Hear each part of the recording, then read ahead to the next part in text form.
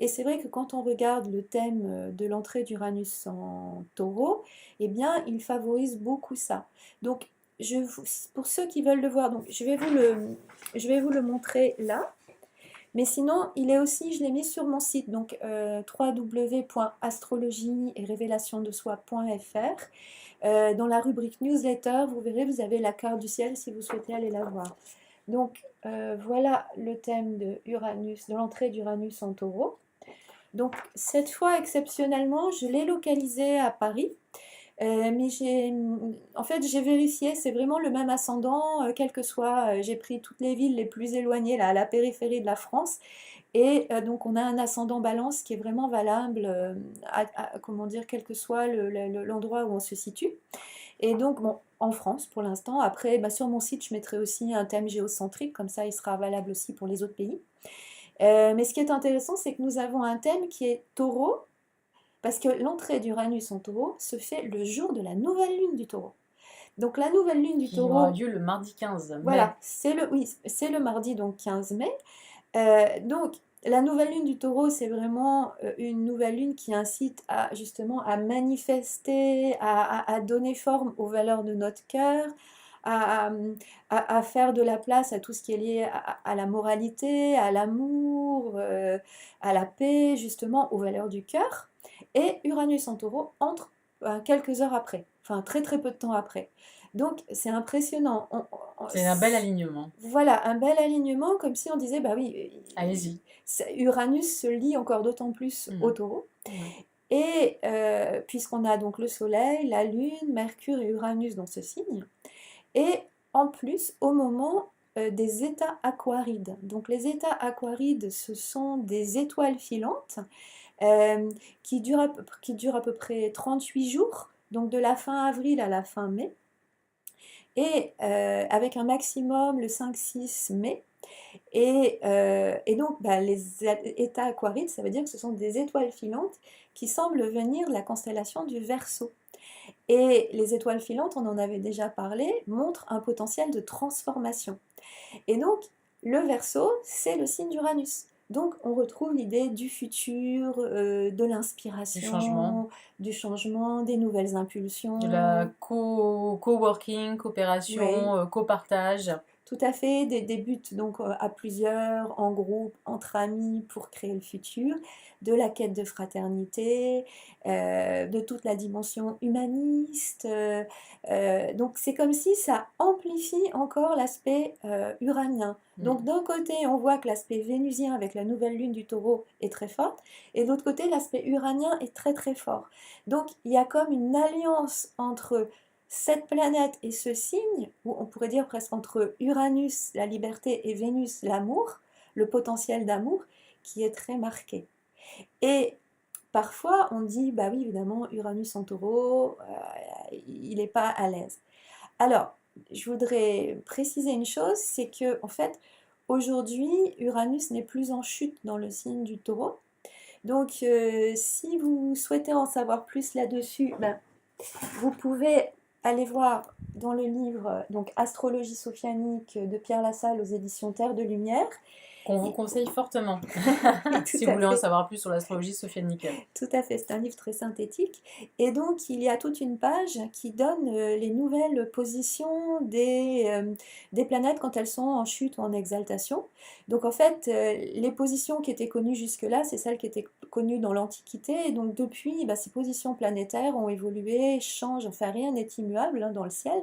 Donc, voilà, je vous invite à aller regarder. Mais en tout cas, Uranus n'est pas en chute dans le signe du taureau. Et donc, ce qui est intéressant, c'est qu'il nous pousse à associer l'amour et la liberté. Donc, arriver à rester nous-mêmes dans nos relations, arriver à rester nous-mêmes dans nos manifestations. En plus, Uranus, dans le signe du taureau, dans son entrée en taureau, est conjoint à Mercure. Et Uranus, il faut le savoir, c'est l'octave spirituelle de Mercure.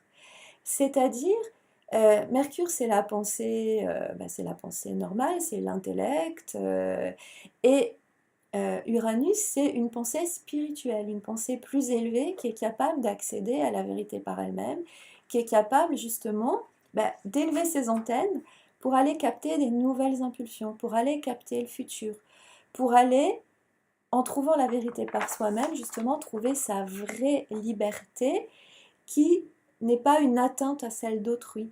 C'est une vision de la liberté, c'est pas la liberté, vous savez, ma liberté commence ou s'arrête celle des autres. Non, ça, c'est une liberté matérielle. C'est genre, je veux quelque chose, l'autre veut la même chose, évidemment, il y a un conflit. Non, non, non. Avec Uranus, on nous dit, allez chercher la liberté à un autre niveau, allez chercher la vérité.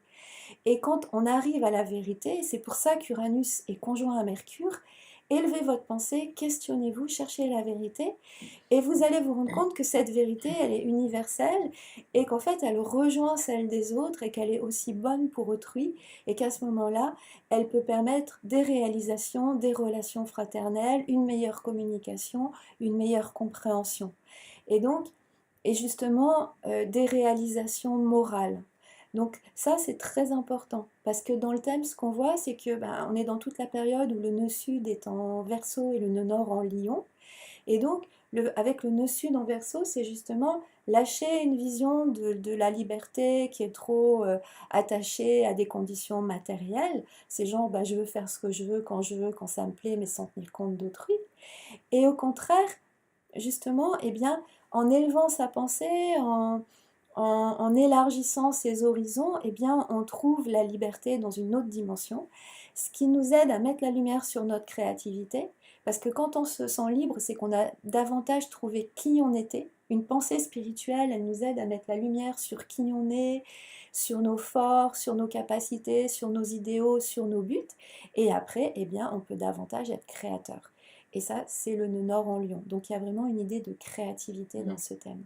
C'est assez incroyable parce que là, encore une fois, c'est comme si l'univers nous incitait encore une fois à rechercher en soi les solutions, à exprimer son identité tout en respectant celle des autres, bien évidemment.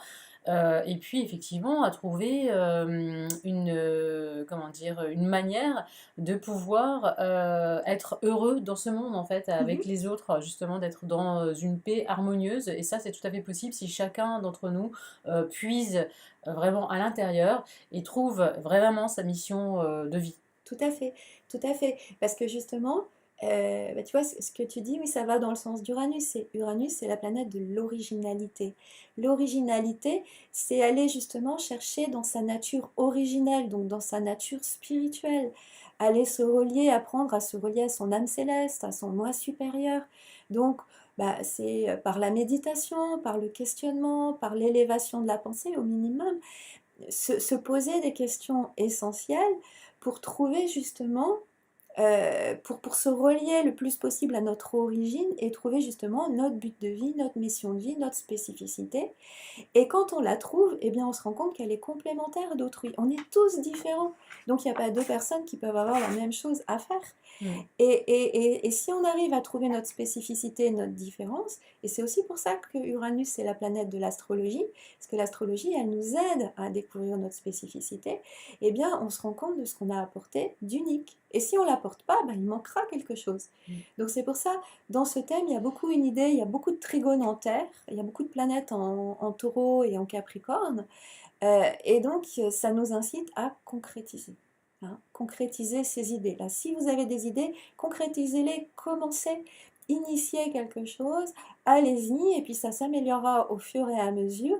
Mais voilà, c'est vraiment, ces 7 ans, ça demande de ne pas attendre. C'est comme si on nous disait, il y a des germes du futur qui ont besoin de se manifester maintenant. Et donc, surtout avec cet alignement, effectivement, avec Uranus qui rentre en taureau, juste quelques heures après la nouvelle lune du taureau qui aura lieu mardi prochain à 15h, et ces états aquarides qui sont parmi toutes les étoiles filantes qu'on peut voir, les pluies qu'on appelle oui, d'étoiles filantes qu'on peut voir durant l'année, qui sont parmi celles qui sont les plus intenses dans l'année en fait. oui, oui, oui, tout à fait. Tout à fait. Il y a Donc, différentes vibrations et différentes effectivement grosseurs de pluie. Après, il peut y avoir aussi des tornades de pluie, des tornades, ce qu'on appelle des tornades d'étoiles filantes. Mais là, pas des tornades, excusez-moi, des tempêtes d'étoiles filantes. Là, c'est une pluie effectivement d'étoiles filantes, mais intense. Ouais, tout à fait. Mm. Tout à fait. Donc oui, c'est ça, ça se Donc fait pas à la ce moment-là par transformation, elle est hasard. vraiment visible, enfin je veux Tout dire à fait. visible, en tout cas c'est ce que on peut interpréter, Mm, que cette transformation, bah, elle a besoin d'être manifestée. Oui, c'est ça. C'est comme si bah, les pluies d'étoiles filantes, c'est vraiment comme le ciel qui descend et qui veut, voilà, comme on nous dit, mais tournez votre regard vers le haut, vers le ciel, vers votre dimension spirituelle, reliez-vous à votre source pour justement trouver les bonnes inspirations qui vont amener des nouvelles impulsions créatrices sur Terre. Les nouvelles impulsions dont elle a besoin pour aller vers son futur, pour créer une nouvelle société sur des nouvelles bases. Et ça, justement, c'est important. Pourquoi? Eh bien, Uranus entre en taureau le 15 mai 2018. En numérologie, ça fait 4. Le 4, c'est un nombre de concrétisation, de manifestation. Donc, on retrouve encore cette dimension-là. Le piège du 4, c'est de tourner en rond. Donc, le défi, c'est de rester bien conscient dans la manifestation, de rester fidèle à soi-même et donc d'aller bien puiser dans la dimension spirituelle. Et ça se retrouve dans le thème, dans le sens où c'est un thème locomotive, c'est un modèle locomotive qui est tiré par la planète Jupiter. Donc si vous voulez en savoir plus hein, sur les modèles, hein, c'est dans le livre Astrologie sophianique que je vous ai montré là il y a quelques minutes. Et donc, cette locomotive, bah, une locomotive, il y a une idée de dynamisme, d'énergie, d'initiative, D'avancer. aller de l'avant, avancer, être leader, entraîner les autres, voilà.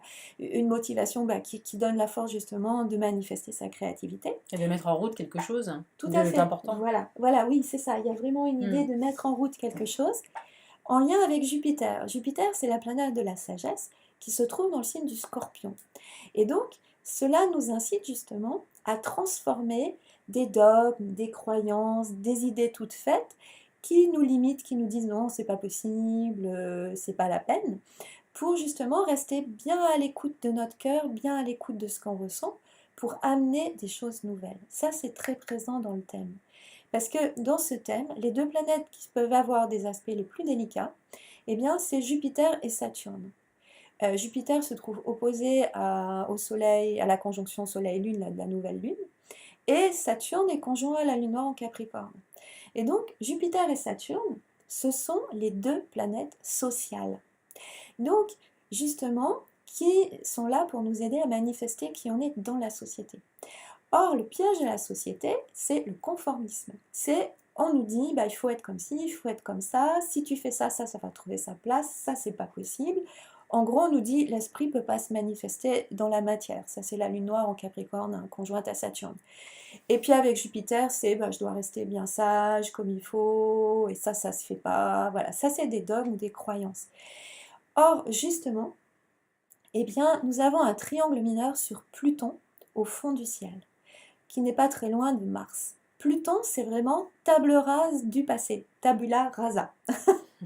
Et donc, justement, on a aussi la conjonction Mars-Pluton. Mars est conjoint à son octave spirituel. Donc, c'est élever sa vision de la créativité pour amener quelque chose qui est plus grand que soi.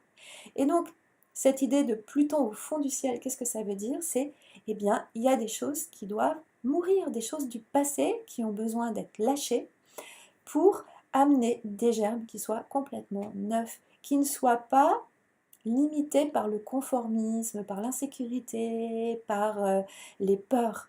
Et le thème, il y a des très beaux trigones, il y a plusieurs trigones en Terre, la conjonction Soleil-Lune est trigone à Pluton et trigone à Mars. Donc ça rejoint l'idée de la locomotive, Mm. le côté entreprendre, aller de l'avant, pionnier. On voit il peut y avoir une puissance d'action. Mm. Donc l'idée, c'est j'élève ma pensée, même dans l'idéal, je médite pour aller me relier à mon âme céleste, pour aller me relier au monde spirituel, pour capter les vraies impulsions créatrices. Ou si j'ai des idées de toute façon qui sont morales, qui apportent du bien dans le monde, eh bien, je m'appuie sur ce côté entrepreneur, leader, dynamique pour me dépasser et les amener justement jusque dans le concret pour contribuer à semer des germes du futur. Et sans me laisser influencer par ce que dit la société. Évidemment, l'idée, avec Uranus, le piège, c'est le côté extravagant, c'est le côté excentrique, c'est la fausse liberté ou le côté rebelle, je suis pas content, mais bon, j'amène rien de nouveau. Non, ben, c'est justement, avec le taureau, on nous dit, c'est tempéré, c'est posé, mais c'est nouveau, original, fraternel, alors je me bats pour l'amener, quitte à me transformer. Hmm. Et c'est très intéressant ce que tu dis parce que justement quand on parle de développement personnel ou de développement, excusez-moi, d'épanouissement personnel, c'est ça que je voulais dire. L'épanouissement personnel effectivement demande à ce qu'on lâche plus ou moins le passé. Ça veut pas dire l'oublier, mais ça veut dire effectivement pouvoir couper tous les liens toxiques qu'on peut avoir avec le passé, soit parce qu'on a eu des difficultés familiales ou des difficultés dans la société pour différentes raisons. Le passé, parfois, soit on est nostalgique, soit on a des liens qui sont pas très bons en fait. Et effectivement, ces liens-là, il faut savoir que c'est important de les couper pour pouvoir avancer. Si vous restez avec votre passé, avec de la culpabilité, de la frustration, il y a plein de mauvais sentiments qu'on peut avoir face à un passé qui n'est pas forcément extraordinaire. Évidemment, c'est compliqué d'avancer si on a tout le temps un passé dans la tête. On vit au présent, donc c'est important effectivement d'être dans l'instant présent et de pouvoir amener quelque chose effectivement dans la paix, dans la fraternité, ce serait vraiment extraordinaire. Donc on peut toujours réaliser quelque chose de beau dans sa vie, on peut toujours être le créateur de sa vie et en tout cas l'idée c'est de faire de sa vie une œuvre d'art. Oui, oui, tout à fait. Ben, Uranus nous incite vraiment à ça parce que le taureau, c'est le signe de l'art. Donc, ça peut aussi être mettre des nouvelles impulsions dans l'art. Et là, donc, on voit, c'est comme si le thème est harmonieux. Donc, il y a vraiment quelque chose de possible. Moi, je trouve qu'un des pièges, puisque la conjonction Soleil-Lune est opposée à Jupiter, ça serait d'entrer dans un côté un peu...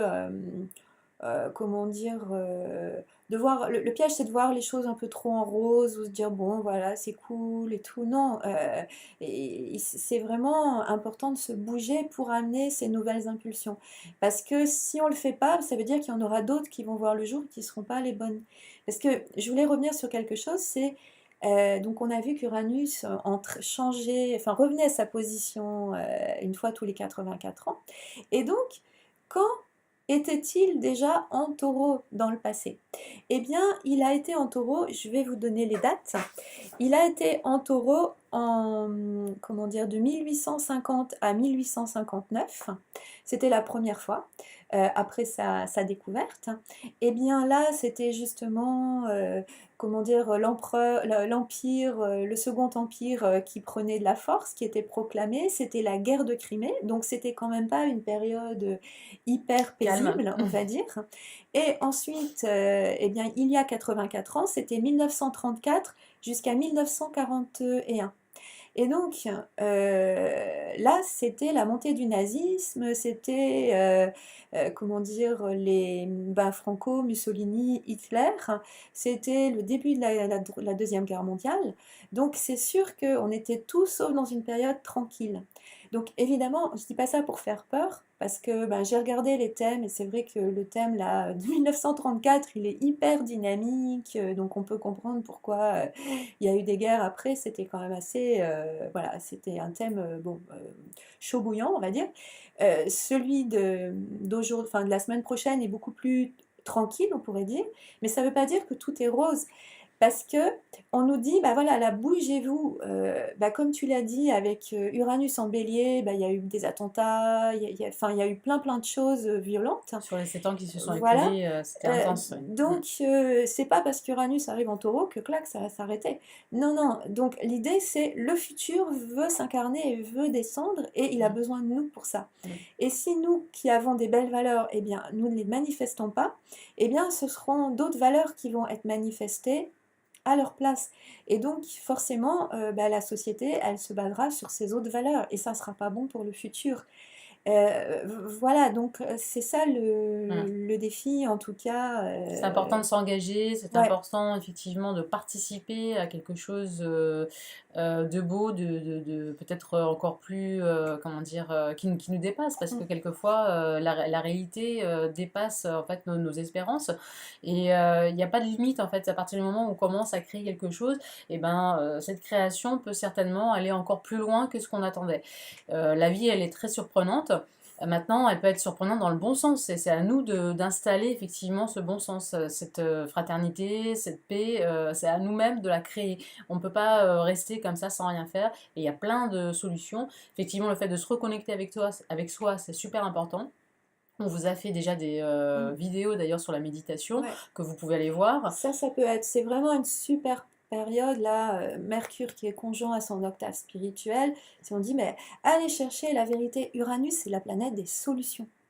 C'est la planète qui pousse, c'est la planète de la lumière. C'est comme, par la méditation, on peut vraiment comme insuffler, amener de la lumière dans sa pensée, et après, on voit la vie avec un autre regard. C'est comme si on avait de la lumière dans les yeux et on peut voir au-delà des apparences. Donc, on va voir le bien, on va voir aussi ce qui s'y oppose. C'est pas des lunettes roses, et donc, quand on développe cette pensée, on trouve des solutions créatrices. C'est pas la dualité, ah bah si je fais ça, ça va m'empêcher de faire autre chose. Et quand ça s'oppose, non. C'est vraiment une troisième solution supérieure à un autre niveau qui demande un détachement, qui demande de se détacher de la forme au départ, mais qui va permettre de trouver des solutions créatrices dans tous les domaines. Donc ça, c'est super motivant. Donc là, c'est vraiment un moment justement À idéal pour saisir. apprendre à méditer, pour amener trouver des solutions dans tous les domaines, relationnels, professionnels, dans des projets, dans l'art. C'est possible partout. Uranus, c'est l'universalité.